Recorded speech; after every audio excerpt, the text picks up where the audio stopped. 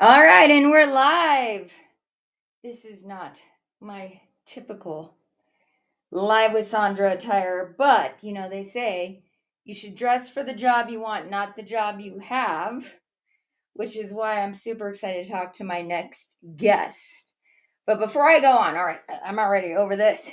Let me take this off so you can recognize me. This is Sondra. This is Live with Sondra. I'm the CEO of Gatemaster Technology. And I'm here today for a Halloween week edition of the show.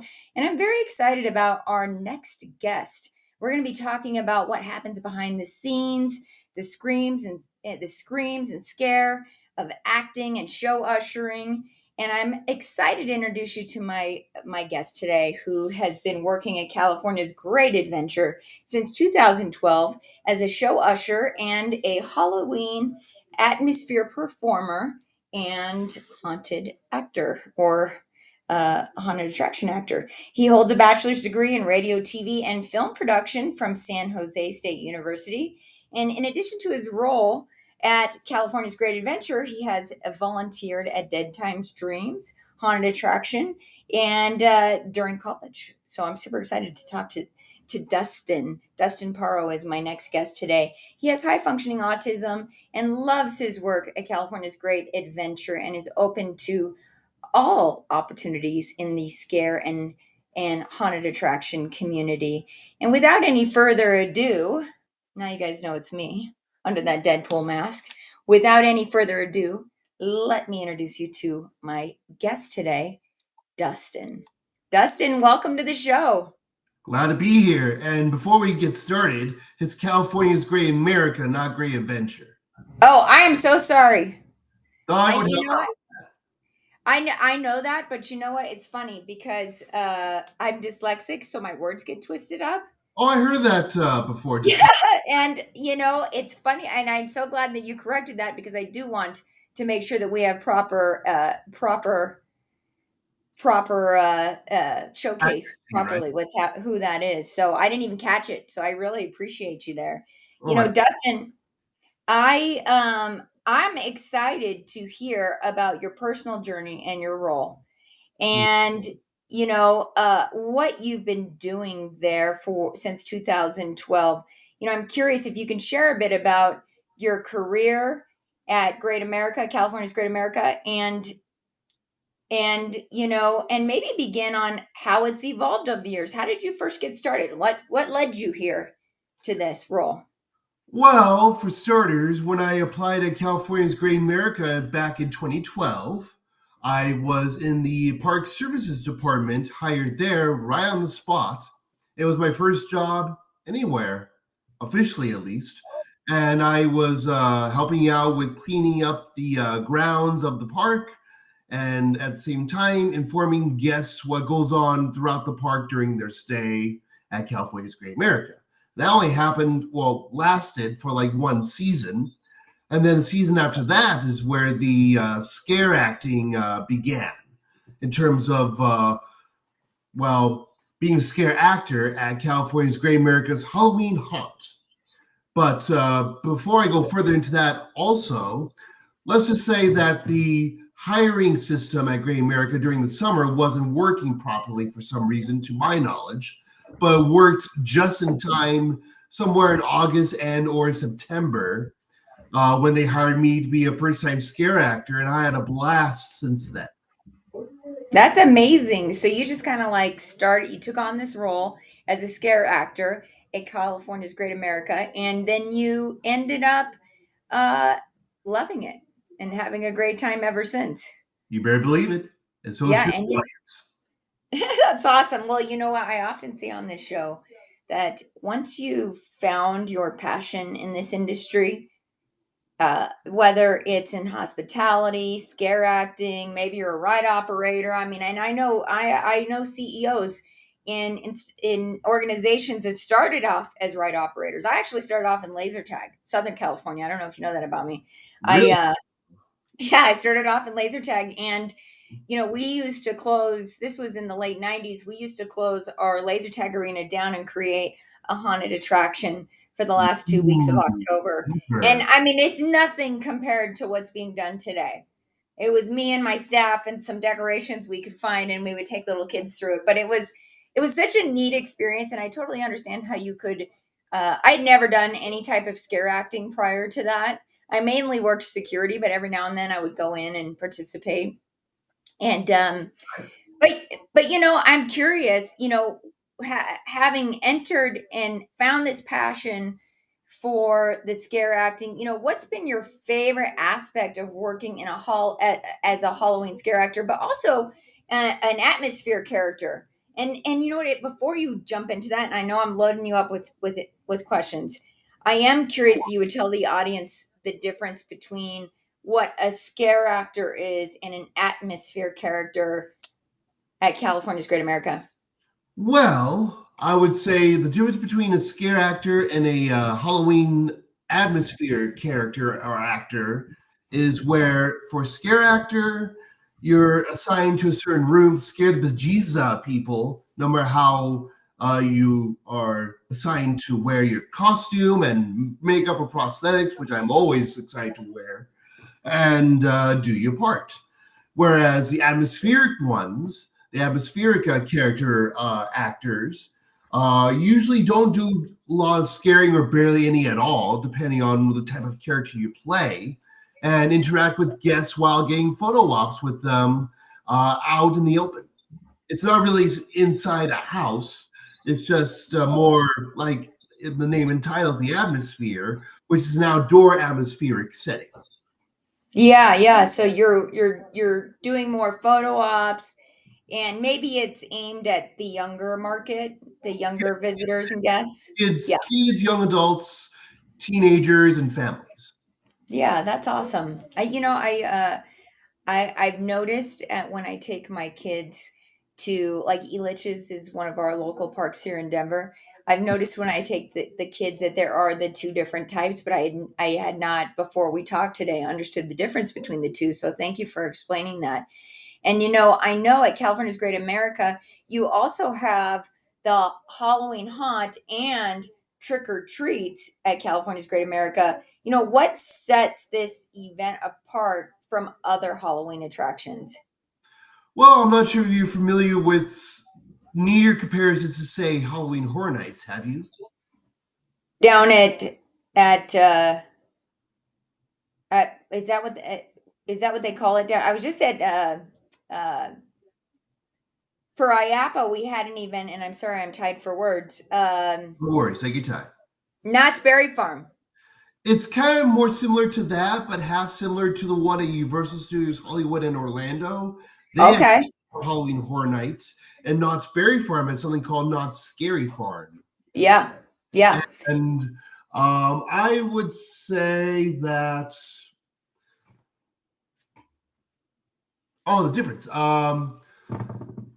The difference between Halloween Haunt at Great America, which is what we used to have back then, all the way to 2021, which was our last year for Halloween Haunt, it was more themed to like actually giving the scares, the bloodiness, the creep factor.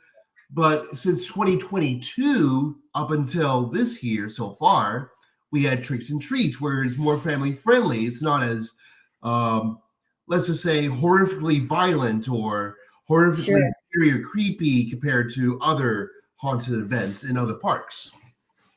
Yeah, that's awesome. And you know what I love is that they are kind of creating an atmosphere for everyone.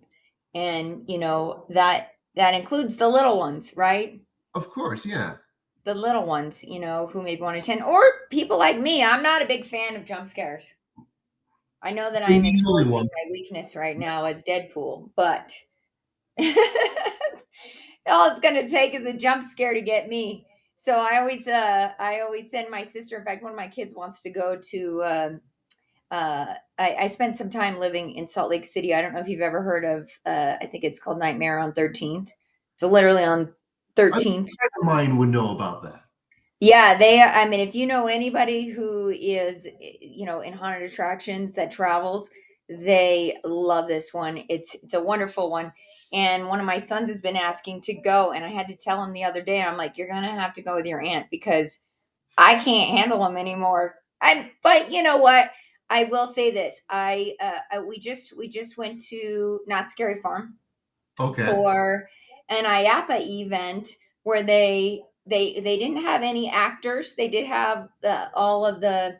I learned so much about how they create it during this visit that we had with IAPA. We learned so much about the creation process Mm-hmm. that all of these theme parks and anyone who's hosting a haunted event during this season, what that creation process looks like, and even how long it takes for them to set up and create the idea, create the haunted houses, even to get organized enough to get the team ready to go with their parts.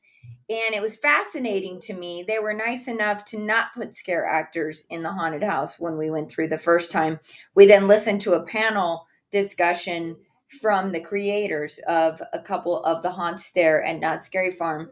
And then they turned the lights on and let us walk through it, which to me was a really cool experience because you heard from the creators and then you were able to go through with the lights on and really see where their passions were involved in creating this experience for people, and then even some of the technical things. And really what blew my mind with the lights on was how creative they were and how many details you might miss because you're scared, right?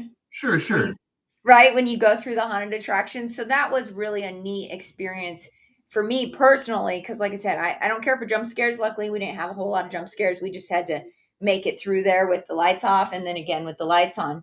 But you've mentioned that you're passionate about connecting with guests. You've mentioned that to us, and and I'm wondering if you can explain how you achieve that in your role as a character actor or an usher or even a haunted actor.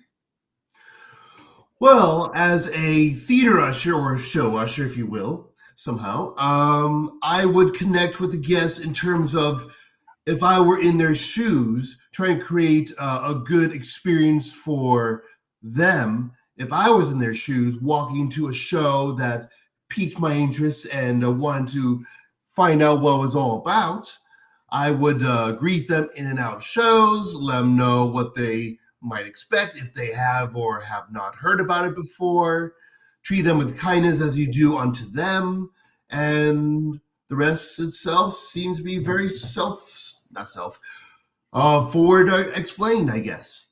Also, as for the other roles you mentioned, I would depending on the character I play, it varies. But the characters I did play, I played. Let's see, about one, two, technically three, four, technically about technically five haunted houses I've scare acted in. I was in various rooms.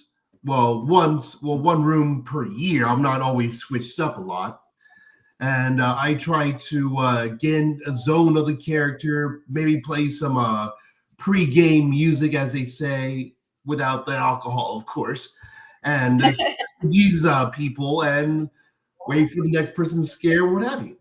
But finally, as the atmospheric Halloween character actor, I was wearing some sort of a fat suit, a school jock jacket.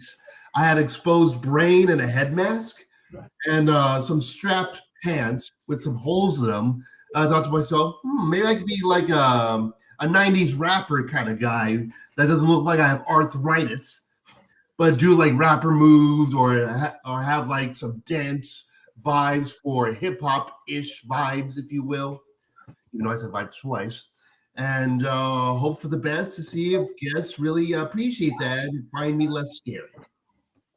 Well, I think it's interesting because I didn't know this before the event that IAPA had at Knott's Berry Farm. Was that, when you are a scare actor, you're actually a part of a cast. So, like you said, you usually have your spot during each season because that is your role. And sometimes they have an A B cast. So, you guys get some time off because I imagine you can't work every night of the week. But Well, we did work every night, mostly on weekends. on weekends, yeah, sure. And that's probably when of some, especially once school gets open, you see the most visitation is on those weekend nights. But I think it's interesting that you said, because that was something that I learned, was that and it didn't even occur to me because I don't know anything about this industry. We at Gate Master are involved on the ticketing side, so we don't really get a big glimpse into some of the creatives and some of the work that goes into setting up the attractions per se. I mean, sometimes we're lucky enough to be included in some of that when our attractions allow us to have a little peek inside there. But what I thought was really interesting about what you said is, you have your spot. And I didn't realize that. And one of the things that was interesting about walking around the Widows, we went to see Widows, which is the haunted Fire house looking right thing. now. Yeah, I've and seen videos of that before. you've seen that one, and it's pretty scary because I mean it's a scary concept of spiders and a convalescent home. But what was interesting to me was that when you were walking through with the lights on, the most worn out parts of the haunted house were where the scare actors were because you always have somebody there, Hmm. right? It's their position, it's their role, and they fall back into that. And I'm curious, just kind of talking about this role and then also, how they put all of this together. How does the work, how does it work dynamically with other employees in the theme parks, and how does it impact the overall guest experience? I mean, do you all organize yourselves? Uh do you develop characters? I mean, I just want to know it all. That's good that you are that curious. That's excellent. Back in the Halloween haunt years, we usually had something called Scare School, where we practice and go over ways of scaring and what spots in a house, depending on the year that they have it and where they have the house in the park, to scare and go on to the next scare until your event is closed for the night. And the do's and don'ts of being a scare actor, of course, generally speaking. Like, for example, I've been in a slaughterhouse maze twice, which had a name change from the first year to the next year. Then I was also in a haunted asylum, which was lasted for about a year and a half, where until they would change it halfway through haunts the second year to a haunted hotel, which both were attacked by an earthquake. And then for Mm. my final years of haunt, in a way, I was in a Victorian house called Madame Marie's Massacre Manor, where Madame Marie, the main character of the whole maze, haunts the realm of that house and greets poor souls into her manor, as you will. But I would say you might be on point in terms of the wear outs of certain spots of the um, house where the scare actors are positioned. I never thought of it that way, but I guess I can see where you're going with it. So, with all those houses in mind, I had some what some would say ups and downs with guests' reactions to scares in the house. Like there was two or three highlights, positive ones actually, that I had from most of the houses. The first one was I believe I scared someone so bad I was on a rocking chair in one of the rooms. I scared the guest so bad he fell on his rear end and crawled backwards to the next room. Not the previous room, but to the next room. The next room. In my first year, believe it or not. That was your first year? Well, you must have been scaring him pretty good to get him to do that. I had I a started somewhere with fear, am I right? yeah, well, that would probably be me This was a falling on gentleman, my not a rear and woman. So you crawling out might of be, the room. just be Well, specific. you mentioned Scare School, and I'm curious. For those that might be interested in becoming a scare actor, is that where they train you? Is there a certain level of experience that people have to have prior to applying for a role like this? What would be your best advice there, and maybe tell us a little bit about the training. Well, the training specifically, I would say lasts from at least a day to almost close to a week, but at least at Great America standards, if I would say somehow. In terms of the prep, they usually show you your costume, show your position, and what and how you should scare. I know I sound general, but it's been years since I've done scare acting since then, but I digress.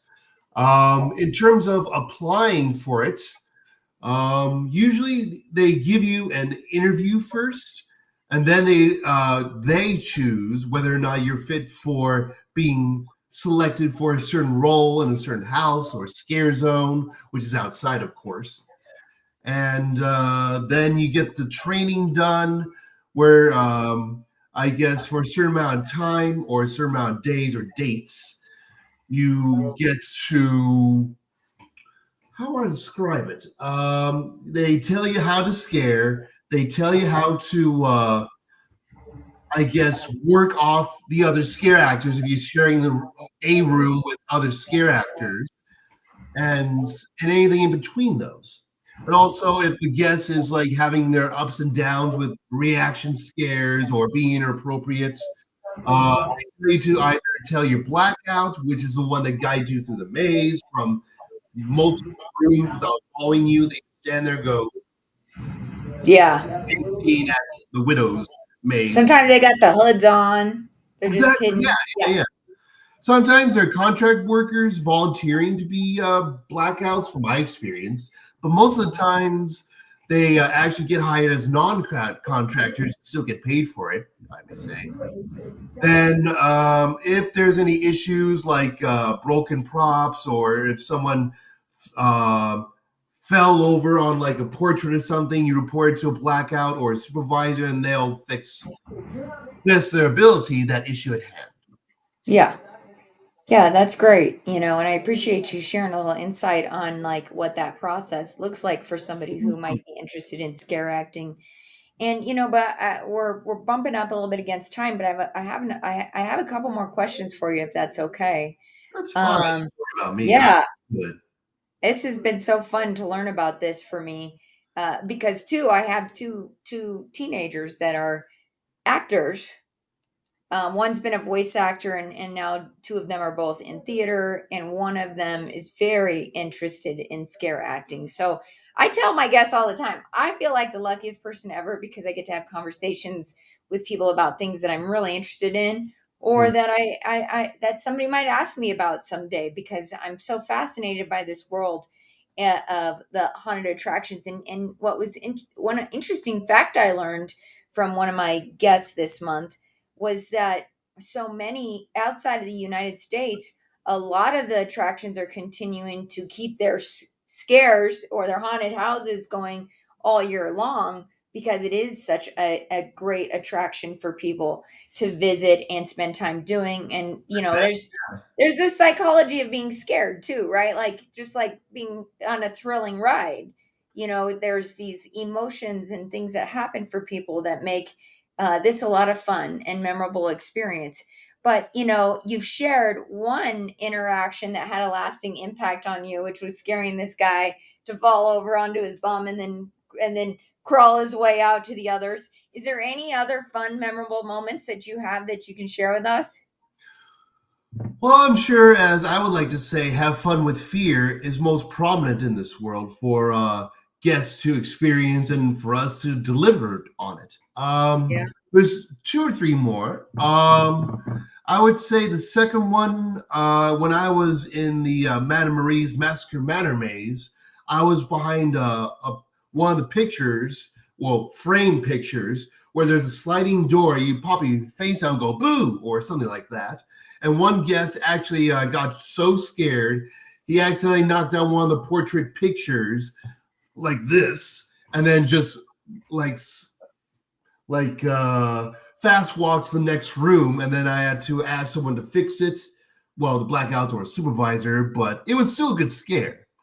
The Yeah. third one, I would say, it's not much of a scare, but the experience of just walking around in the haunted maze, it's like you're in a movie set where it has no end. Everywhere you walk, or every walk towards inside the maze, it's like you're on a movie set. It's just a good feeling if you're a big movie fan. That was from Yeah. 2016, where it really dawned on me that, oh, I think I kind of like this, where it's like my true calling compared to regular acting.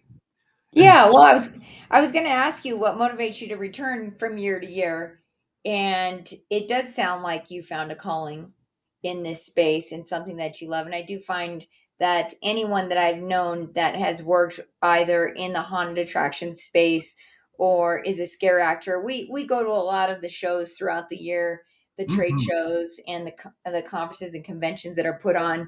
And what I really love about this industry and what I'm experiencing with you today is how much you all are passionate about delivering a great experience for people, especially during the holiday season, which is one of my favorite times. That's why I'm dressed up like this. I love getting dressed up Me and too. taking Me my too. It's kids one of out. it's my top favorite holiday, and Christmas is my second. Yeah, well, of course, I'm probably with you there. Christmas first and the other. And I'm curious, kind of looking ahead at what might be the future of roles for you. What's a role maybe that you haven't played that you're interested in playing? Is there anything exciting that you want to pursue? Is there Um, is there somewhere that you feel like you're going to go next with this? Well, more or less. I'm hoping to be a video editor for like any company or studio, and so far, it's been if I may say on here, a hard struggle to find someone to say yes and give me a chance, and show them what I'm capable of. Because I've Yeah. been practicing my video editing skills sometime during college, and again during a vocational program afterwards, years later, at Options for All Film and Media. And that's really enhanced my skill sets to be a video editor in multiple ways. I feel like every day I go there in particular, I always learn something new. It's very helpful. But Yeah. in terms of like after doing that, I've been struggling almost years and months finding someone that could accept my skill set. But other than that, I would say I would like to return to scare acting sometime soon, maybe next year, hopefully, and pick up where I left off. Yeah, I think that's really great. And I love that you're here and you're doing what you're doing to help give people great and amazing experiences. I And definitely even love what I showing do. up Yeah, and showing up today on the show because at the end of the day, what I hope to accomplish here is just showcasing like the real people behind these experiences that we're giving to our guests in this industry. And I really just want to thank you for being here today and sharing your experience and who you are as a person. It's not easy to jump on a podcast or a live show and talk about what you're doing day to day in your work and sharing that with other people. But I certainly appreciate you being here and being so thoughtful with the information that you shared today. You would Um, think, but my pleasure. Oh, of course. My pleasure. I mean, it's a real treat for me. I learned so much. Before we end and wrap today, if somebody wanted to get a hold of you, let's say somebody who is interested in your video editing skills, or maybe even, somebody who's looking for mentorship in the scare acting space or the different areas of the haunted attraction business that you've touched, what would be the best way for them to get a hold of you? I have a LinkedIn account where it's let me just find it first. Yeah, it's Dustin Perro through LinkedIn. It has all my work history info there. And I also have let's see here. I also have a I guess you could say a career portfolio in terms of showing off my skill set and my video reel of the work that I've currently done over the years. Awesome. I Well, also have a thank you. YouTube channel called Bermhaven 010 with a capital. Oh, we'll make sure to include that in the listing. Perfect. your YouTube so that anybody watching this show maybe months from now or next year, I mean, it's going to be up there on the webs for people to experience. So that way they can Sure. reference that and come to see you at your YouTube channel as well. Dustin, thank you again so much for being here today and for sharing your insights into this amazing industry and all the work that you've done as a scare actor and atmosphere performer for the last since 2012. I mean, you're 10 years in.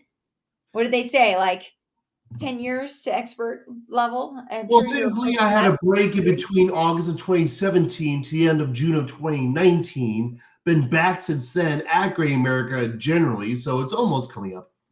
Yeah, coming up on 10 years. Well, congratulations on a 10-year run of being a part of the haunted attraction space and at California's Great America.